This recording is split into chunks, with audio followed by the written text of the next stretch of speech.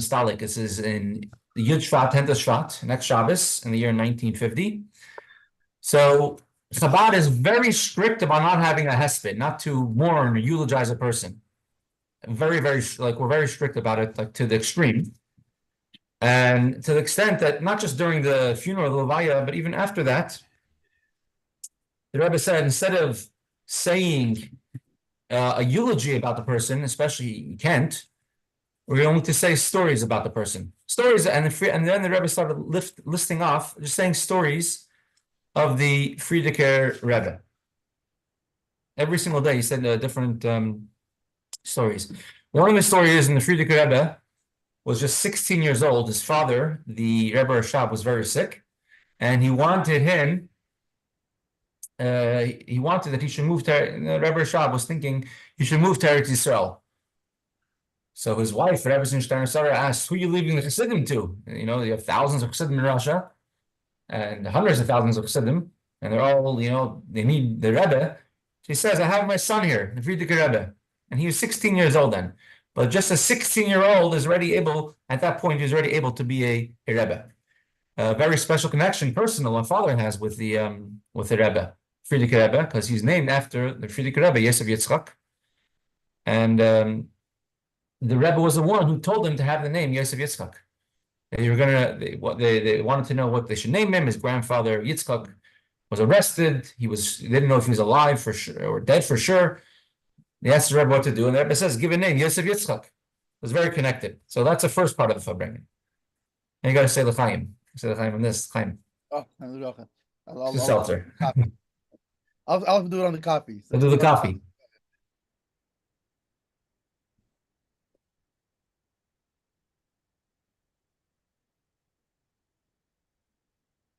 Oh, so now I have to continue it. Yeah. Okay, good. So since you said that we said we don't do a spadim, but we tell stories. So I want to tell a story about Rabbi Itkin. The theme that comes out of this story is there's something that beautiful I learned from this Ma'aseh Shahaya that I was there. And what I learned, you'll see from the story, what I learned is that you can be somebody who's b'darchei shalim completely, and it doesn't mean being a pushover. You can get stuff done, and you can get them done in like a tenacious way, and like this got to get done, we're gonna get it done, but yet with no argument, with no with zero.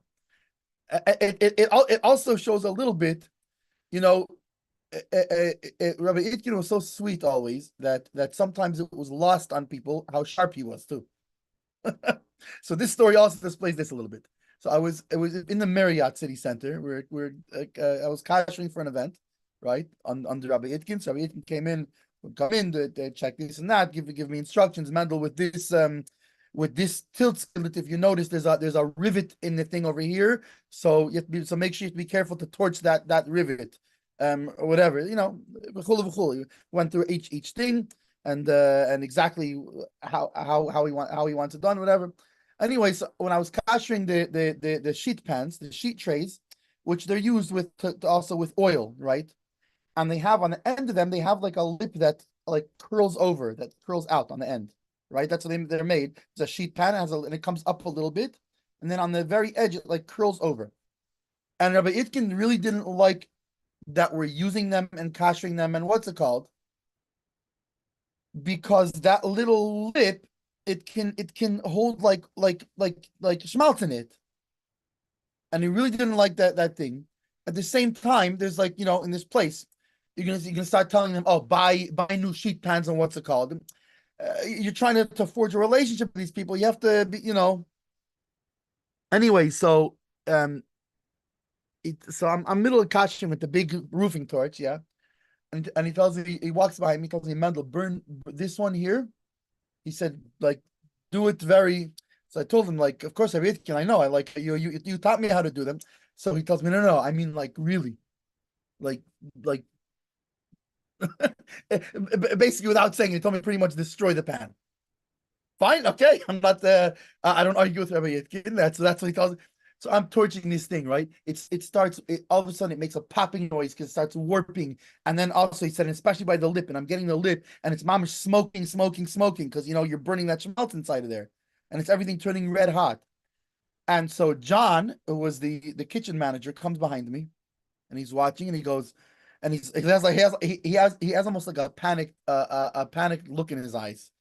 That because I'm destroying the what's it called? He's like, this guy's gonna do this to everything. He's gonna destroy my whole kitchen, and he's thinking like he should say something. Anyways, Rabbi Itkin was waiting for this moment. He planned this.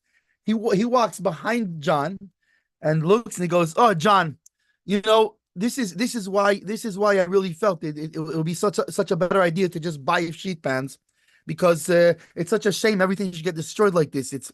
And he walked away. Anyways, the next time I was at the Marriott, they had sheet pans. They had bought sheet pans, which were the kosher sheet pans and would stay in the kosher locked thing. So it was just a beautiful. First of all, the sharpness of it, and the understanding of people, and that he knew exactly what the reaction would be. He knew exactly how to tell, and he told them, and not only that, but they bought it without making really any ruffles, without anybody getting, you know what I mean. At the same time, he got what he wanted. He got what had to get done, and b'darech shalom. But so, anyways, this is how I learned that you don't have to be aggressive necessarily. Rabbi Darren's here. So anyway, oh no, it's not Rabbi Darren. It's you sharing. It's Rabbi Itkin Kashrin. Yeah, with the torch and the in his hand, he's holding the thing that checks the temperature. Right. To make sure the temperature reaches the. But anyways, that was the what I learned out of this was that you can get things done without being aggressive, and b'darech shalom doesn't mean being a pushover. It means to get it done without creating bad feelings and the. Yeah. So, okay. That's another one. Yeah. Yeah. Also, that's with the propane tank and the roofing torch. Yeah. Well, so let's once we're going on topic of stories, let's say a little more stories. One thing for sure, my father would never handle anybody calling him, achremis kedoshim, making him holy after he passed away. He was a chassid. He wasn't a kaddish, a holy person. And as a matter of fact, he would say, when he quote his father, he says, "Whoever's a tzaddik, please come out of, I only hang out with guys who are like me, not with tzaddikim." He says one time, this is when he was in Florida as a bacher, his best 3 years, he always talked about it, his most formative years. He was sent by the Rebbe with a group of other yeshiva students to open a yeshiva in Florida. So it's Erev Purim, and he had a Tainis Esther, rather, you could say, everyone is fasting, and he has a massive, massive headache. I guess he didn't have his coffee that morning. And he went to lay down. Now, all the other Bachrim, is no Seder, no learning, Tainis Esther in the afternoon. So they go and they, I'm Tzayim, they reach out, they make tables, they make Jews, put on tefillin, and he's laying in bed and sleeping. And his Karusa, his partner who usually goes with, is out there doing with Tzayim. And he's laying in bed with a massive headache. He thinks to himself, hold on, there's going to be a report going into the Rebbe with a list of everybody who went on Tzayim, what we all did, and it's going to say everyone's name, and my name, Tainis Esther, is going to be missing because I'm in bed. How's that going to, how am I going to be able to live like that? My name's going to be missing from the Rebbe, from Duch to the Rebbe. So he right away jumped out of bed. He schlepped the table with him. He set up on a street corner a few blocks away from the yeshiva, block away from the beach, and he set up a table and started doing Mitzrayim, and he said to himself, I'll do Mitzrayim for an hour and go back to bed. Hopefully I'll get back on time. He'll wake up in time for Megillah. He's out there in Mitzrayim, and some person started nudging him. A young guy with massive hair, Hawaiian shirt, totally wild look in his eyes, a little bit of a wild person. Everything he was doing was wild. And then he comes over to him and he says, oh no, this person's going to start bothering me. He asked him, are you Jewish? And he said, of course. Oh, where you from? Michigan. He says, I'm a Michiganer. And he put on the phone with him, but this person would not leave, and he hung out with him the whole time, the whole day. And he's trying politely to tell him, I want to go back. And finally, he told him, tonight's going to be a big Purim party with a Megillah reading in yeshiva. Come and have a good time by the party. And he left. And what does he expect? This person shows up to the Megillah Purim party. Nobody else knew him. And he was very exciting and eccentric, you could say. Every time they banged Purim, he was banging. And then he stayed for the dancing, but then he stayed for the Farbrengen afterwards. He was saying with everybody else. And then there was a Farbrengen with Rabbi Shapiro, the Rosh Yeshiva. And when at one point he got up to dance on the table, together with another one of the members, I think Rabbi Korf. And then this person jumped up with them with his wild hair and shirt, dancing with Rabbi Shapiro on the table. And my father ended up sleeping on the floor that night because this person took his bed. And all the other friends were saying, Rabbi, what did he bring? And this person stayed over the next day in yeshiva, and the next day, and the next day, he didn't leave. And after a short time, a few days, a few weeks, he went to yeshiva to Morristown. And then, Baruch Hashem, he became a chassid, had a big Jewish family. And a couple of years later, down the line, he had a son who he sent to yeshiva in Pittsburgh, because I guess he liked Rabbi Itkin. And I guess his son took a playbook out of his father's young days, and the son was also a little bit, you could say, jumpy, excitable, super hyperactive, or nowadays they'll give him very special titles. And people in the yeshiva didn't, they said, we want to sort of send him out of the yeshiva, tell him to kick him out of yeshiva, because his behavior is unbefitting for a yeshiva student, especially in such a great yeshiva like in Pittsburgh. And so he called on my father and he said, I know you're not the one to decide if his boy stays in yeshiva or not. However, if you wouldn't have accepted me the way I was, the way I look back, the way I was in Miami, I wouldn't have been around. I never would have been sending my son to yeshiva. But now, because you accepted me the way I was, that's why my son is in yeshiva in Pittsburgh. And my father, of course, got the message. He made sure the boy stayed at least to the end of the year. Not sure where he is now. But yeah, so that's a story. Always, there's no such thing as always push yourself to think what would the Rebbe want of me at any given moment and to help every year. Yeah, but by the way, this is also I can tell you from personal experience, because we're talking, it made me think about it since you were talking about a wild boy, who's so those who Reb Pinchas could tell you, he was here back then. I was when I was a kid, I was very, very wild, and it would have been very easy to okay, let's it's such a kid, he's a disruption, which I for sure was, and I can tell you all through the years, and even now I'm still wild, but all through the years, it was no matter what I was no matter what trouble I was being involved in or whatever, it was always Rabbi Itkin was always accepted as, not only accepted as you are, even sometimes I would say he got a little bit nachas from the he didn't call it Wildkeit, he called it the Lebedigkeit. So it's really, when you think about coming Yud Shvat, what does it mean? What does it mean his kashrus to the Rebbe? It's being connected to the Rebbe. I mean, first of all, there's time, like you're saying about like, what am I going to put in the duch?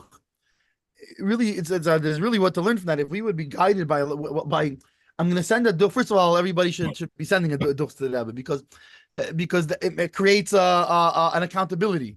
And all of a sudden, wait a second, I'm going to write a duch. You got to answer. I mean, I think there were plenty of Tzivos Hashem rallies, which, by the way, we need to talk about Sunday night, and not this Sunday, but next Sunday is Yud Aleph Shvat. I think it's Kedai Tzivos Hashem rally. But I remember there was plenty of Tzivos Hashem rallies where Lav Dafka we felt like doing so much. But okay, it's fine. And so that's what you're going to write to the Rebbe Neduch. So that's a part. A part of the thing is really like being mekusher to the Rebbe. It means also there's a certain accountability. It's not just I'm a, but the second part of that is that being mekusher to the Rebbe means, I mean, listen, obviously none of us are none of us are even we're not even like a be'erech, even remotely. But at the same time, just like a person is called Adam, right? A Jew is called Adam, right? Why? Because Adam al Elyon is simple. Okay, but you're not what you're better than the Eibishter, of course not. But you're Adam al Elyon, so the same thing. Adam al Elyon applies also by a chassid. How we have to be by the Rebbe is similar to the Rebbe, and the Rebbe, we know the Rebbe's approach. The Avos Yisrael, the accepting of somebody no matter where he was, like one of the famous story with a writer, or like I'm not exactly a journalist, or maybe it was like a writer who wrote columns, in the papers, and he was very, very like leftist, anti-religious. It was an Israeli in an Israeli paper, whatever, very leftist, very, very anti-religious, and what's it called? Anyway, he went to the Rebbe. He was in New York, whatever. However, he got there. However, somebody suggested. He went to the Rebbe, and the Rebbe told him. He said, I very much enjoy your writing. And then the guy was surprised. What do you mean you like my writing? But certainly the Rebbe knows that my the opinions I express or whatever. So I'm just I generally like to use the actual words that are in this story. I don't have it in front of me, and I don't remember it exactly. So at least I want to just give a what do you call it when you give I'm giving a disclosure that I'm paraphrasing here. I'm just giving an idea, not the actual words of the Rebbe. But what basically the Rebbe told him, he said you write beautifully. The content we can work on you, But he picked the even somebody who lichure, right, at first glance, this person was using his thing negatively for a negative thing. He was writing against like things like Miu Yehudi and all these. He was writing like he was anti. And yet, what did the Rebbe find in him? He found the good, the little thing of good in him. And with Rabbi Itkin also, we see this is what it means to be a chassid. It means what it means to be mekusher is that you also, where you just like the Rebbe is finding good in people. So part of his kashrus means being part of us being connected to the Rebbe means that we are finding the beauty and the good and in every single Jew and bringing that out. And I think this is one way that we can be. First of all, with Shevat coming up, we can be mekusher to the Rebbe, and this is also it says that we know that the way. There's by Yiddishkeit we found the key to living forever, and the way you live forever is you influence and you create children and talmidim v'chulu who continue what because a person is not the body, a person is what are you about, what is it that you're all about. You should know. I already gave my tzavah to my kids. Why? Because you never know. How many assets? No, I'm saying you never know. I'm not planning on going anytime soon, but you never know. What was my tzavah? I just told them someday in Mitzvah Hashem, after a lot of years, if you don't see my physical body, and you can't even find it under a table, so and you want to know what I think, or you want to know what I would say, I said open up a Torah, and read inside. That's where I am. I said, not only that's where I am, that's where my father is. There's Zayda. That's where he is, and that's where you should be, and that's where your kids should find you, and where they should find me, and where they should. So the same thing is Rabbi Itkin lives forever, and not only that, but we can make sure he lives forever by continuing on this thing of Avos Yisrael and of Darkei Shalom and of bringing Yidden bring them closer to Yiddishkeit by showing them love. And I can tell you, Rabbi Itkin excelled at this thing because I remember I would go by Russians, and there were Russians. You would ask, I'd ask, do you want to put on film? No, they don't. They're totally not interested. And this happened a few times, a few different Russians over the years. And then they tell me, when Yosef Itkin comes, I put on tefillin. You understand? He's so anti everything. He doesn't want to, nothing, not interested. No. And then by the way, when Yosef Itkin comes, I put on tefillin. An interesting story, my father. One time, a friend of mine, his name is Meir Waddle. He went inside to a Russian, an apartment building, to a Russian house, and he gave the person a picture of the Rebbe, and the person says, "Which Rebbe? Rebbe Itkin?" Oh, that's the Rebbe, Rebbe Itkin. By the way, it's the same thing. That's the thing. Really, really, between a chassan and a Rebbe, there's really no. In other words, the bittul to a Rebbe, right? It doesn't just mean that it doesn't mean that the Rebbe is everything and I'm nothing. It means that my nothingness, it's my bittul, is because I'm totally included in Rebbe. I don't have a metzias of my own. The Vaeira isn't to make ourselves nothing. The thing is to make ourselves nullified, and what's it called? That we're mamish, that to work on ourselves, where we become less and less our own megushim physical thinking selves, and become more just an extension of Rebbe. So in this case, Rebbe Itkin is really it's really Rebbe, because where do you draw the line? Where's the line between Rebbe and Rabbi Itkin? There's no line. So I'm going to share a little video clip over here from a bris. You guys have a lot of enough. You weren't smiling yet today. You'll start smiling now, Mirz Hashem. This is from a Russian. You see my father making lebedik with the Russians.